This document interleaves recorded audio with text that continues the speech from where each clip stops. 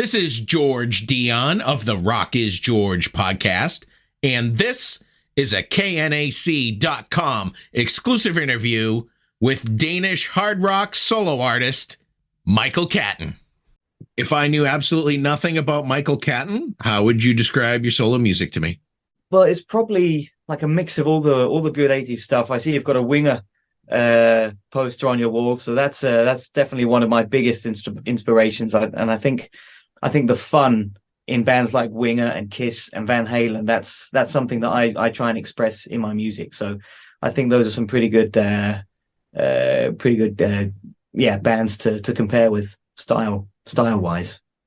I definitely picked up on that vibe listening to your new album, Point of No Return. It came out on November 10th through Mighty Music. You mentioned that this is kind of the album that's been growing in you for 15 years. I'm assuming you mean that from a standpoint of this is kind of what you grew up with. This is kind of the stuff that influenced you.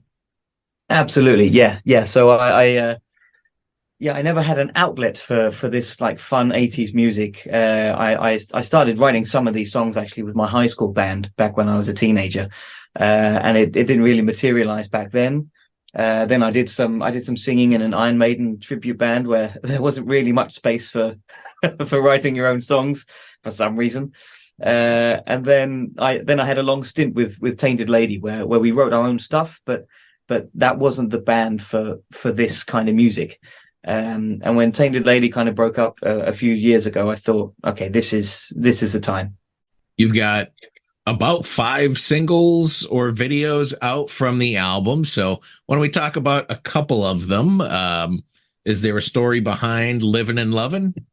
Not any like deep personal experience, but it is about kind of the life that you might expect some of these big rock stars to have, like and probably something you might be able to relate to yourself on like a lower level where you're going full speed ahead because you know that as soon as you slow down there's a load of shit that's going to catch up with you. And I think to some degree that's probably something everyone can relate to, that they're kind of pushing all of these things back and concentrating on something that's more fun and trying to keep that adrenaline going until finally you're going to crash and you're going to have to meet all of these problems head on. I definitely think that you got a story behind the single Brother. Oh, definitely. Yeah. That doesn't just come out of thin air. But that song, it was written, as I mentioned before, Tainted Lady broke up a few years ago. My band that I'd been singing with for 5 or 6 years, and we just released our second album just before COVID hit, and then COVID hit and everything just kind of crumbled, and some of the boys in the band didn't feel like playing anymore, and it came as a bit of a surprise to me, and just going from one day to the next being told there's no band anymore. And that band had been growing for quite a while, and a lot of time and effort and had gone into that and in growing it and growing a fan base and writing these songs. And suddenly I was standing left without anything. And when you're a musician or a singer, then that's kind of your identity. And there was nothing for me to fall back on.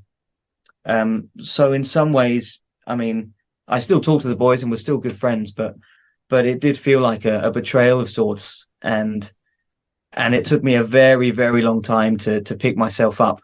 And that's kind of when I decided, okay, well, if I can't play with these guys, I've got to do something where I'm in control, and like there's no way I'm just going to throw the towel in the ring. I've got to keep making music, and doing a solo career was my way forward. And that's what Brother's about. It's about a betrayal by some people who you thought were your brothers, and instead having to stand on your own 2 feet. Let's talk about one of the other singles, Ready for the Taken, if you got a story behind that one. Yeah, that was one of the songs that I wrote. I wrote some of the riffs and the verse for that back in high school.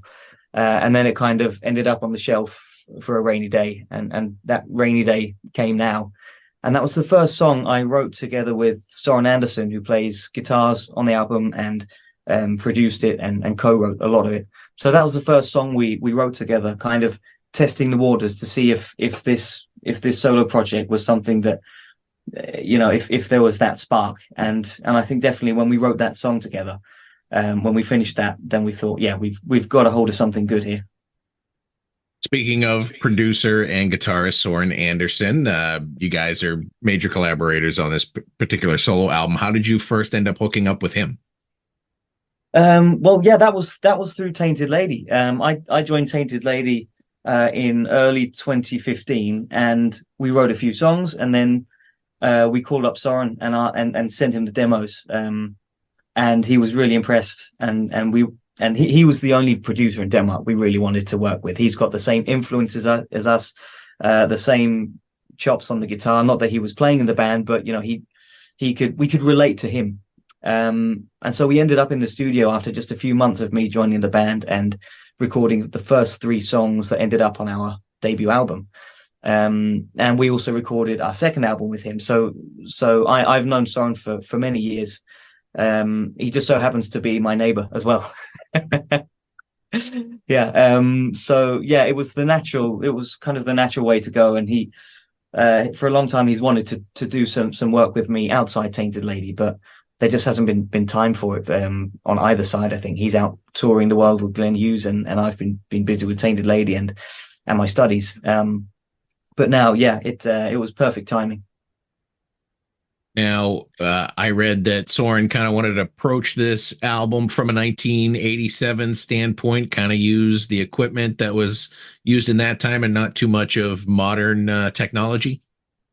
Yeah, we wanted to take the same approach and maybe not so much with the equipment, because a lot of that stuff's not around anymore. But our bass line was 1987 Whitesnake, or maybe even early Van Halen, like stripped down and just playing it in the studio. Not too many bells and whistles, no auto tune, no chopping things up and timing everything perfectly. But it had to have that authenticity that good music had back then, and something that's missing from a lot of music these days, I think. And that's something that was really important to both of us to bring to this album. So you kind of had the feeling that you were listening to this vintage rock and roll, but still with this modern sound that doesn't sound dated. I think we succeeded doing that really well. And Soren's a great producer. Absolutely.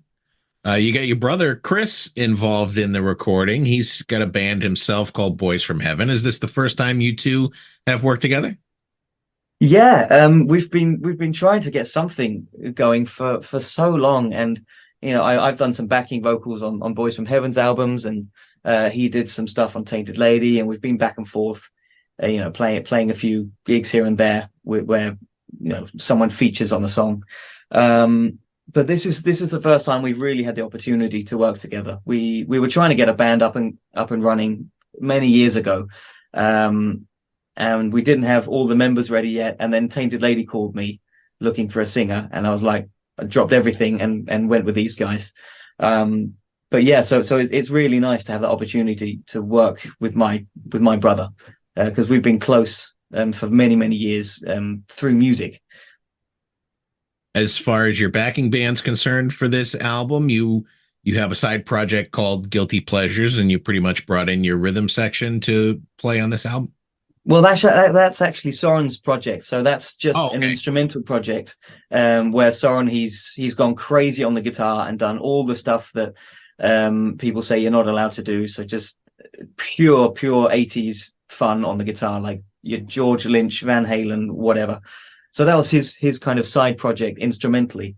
And when I got Soren on board for this solo project, it kind of made sense to use the rhythm section from his Guilty Pleasures trio. And obviously they've got the same influences as Soren and me. So that was also a great match. How did you end up signing with Mighty Music for the release of the album? I knew them through Tainted Lady. Also, our first album. I mean, everything started with Tainted Lady for me. That's where it really kicked off.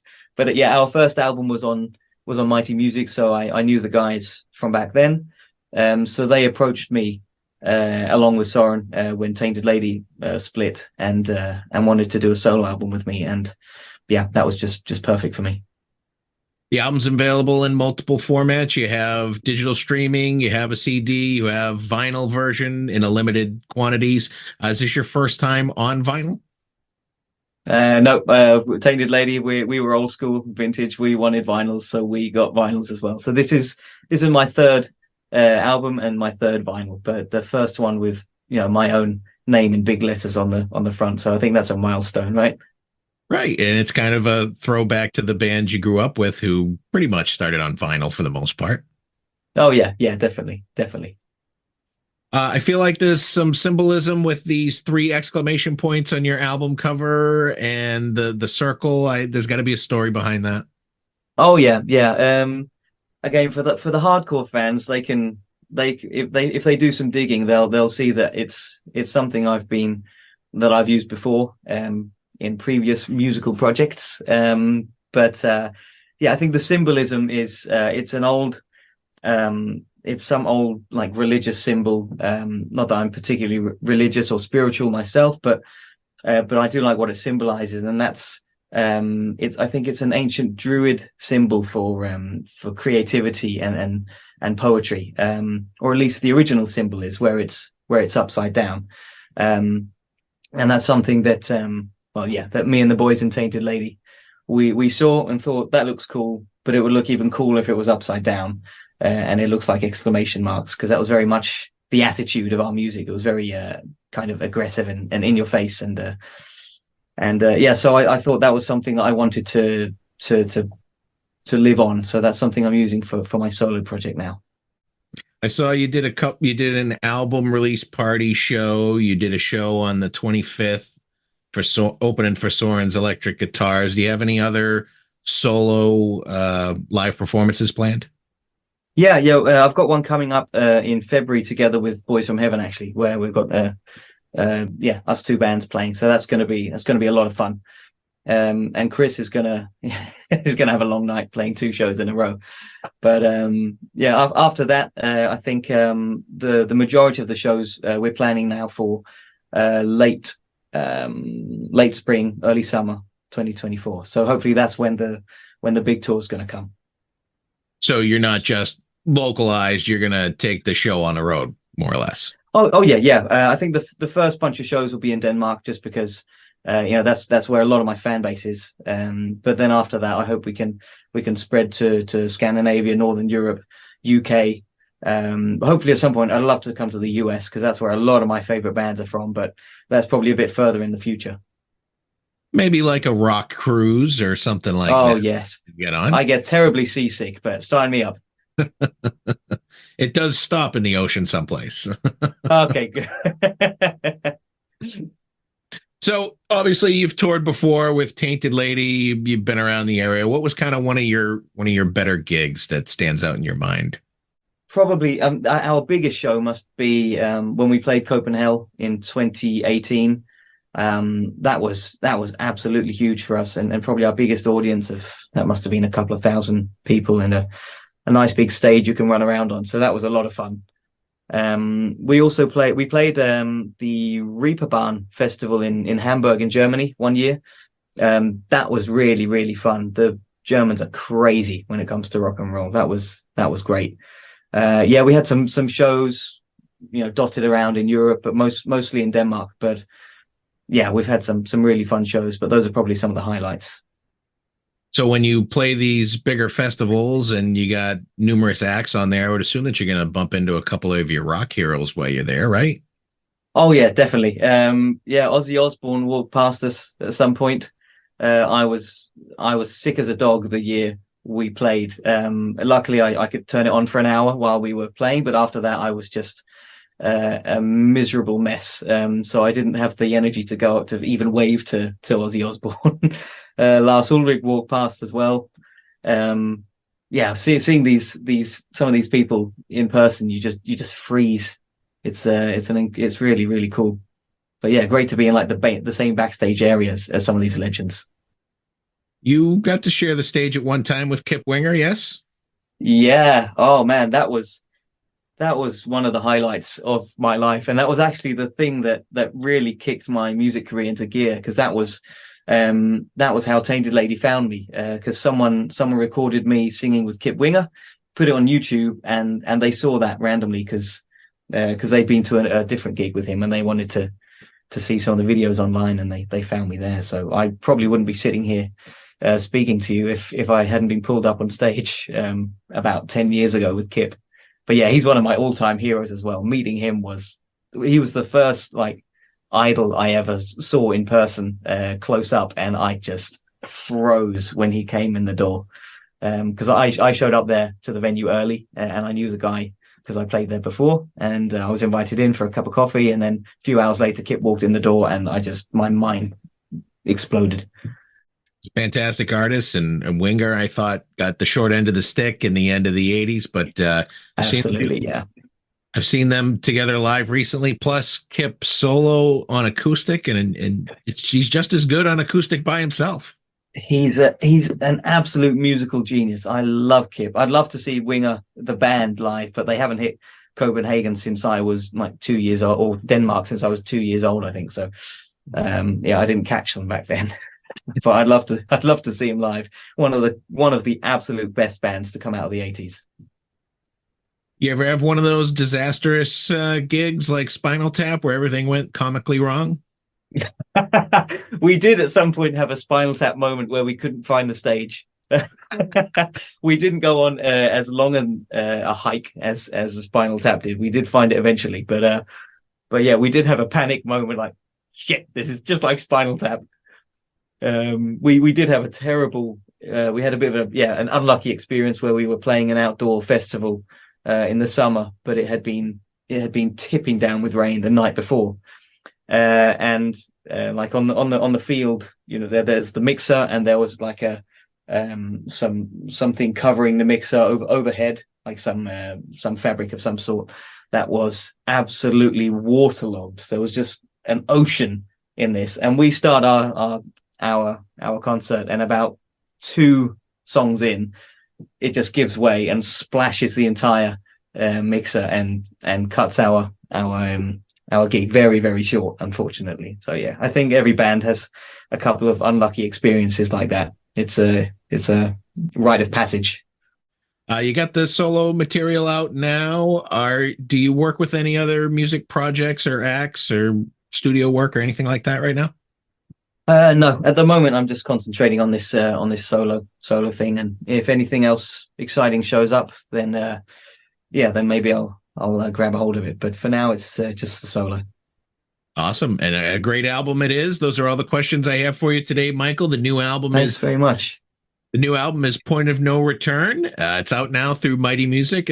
Like I said, great album. Takes me back to 1987, and I'm glad that I could talk to you and find out more about it today. Yeah, me too. Thank you so much. And thanks for the kind words. I glad you like it.